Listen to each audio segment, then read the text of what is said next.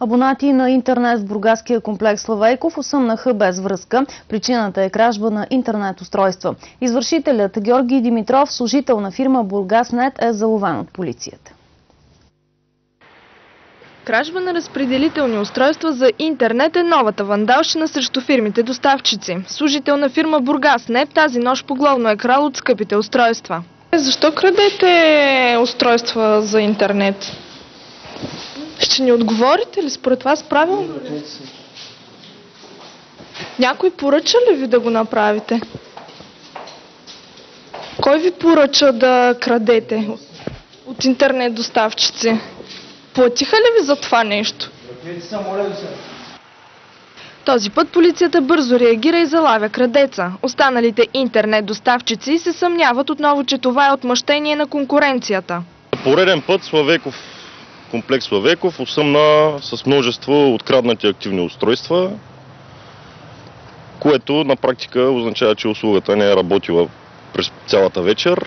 Нашите съмнения в нелоялна конкуренция за момента се оказаха прави.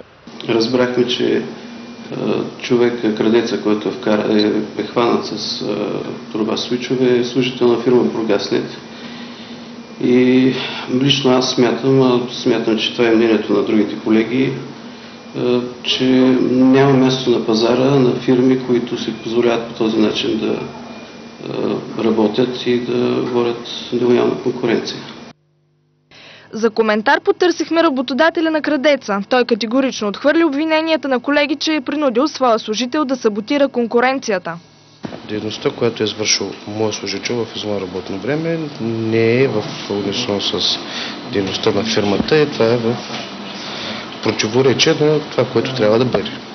Така че ще бъдат вземати всички необходими мерки за отстраняването на служителя в съответствие на законодателството на Република България.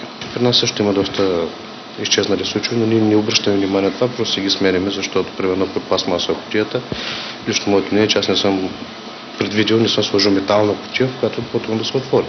Оказа се, че вандалщината срещу интернет фирмите е постоянна. Вчера имам случаи на прерязани трасета, 21-ви блок, примерно в Изгрев. Така че почти ежедневие, въпреки че не е толкова мащабно, колкото беше преди. За жалост обаче, според българското законодателство, това деяние на крадеца е маловажно. От вандалщината единствено потърпевши остават клиентите.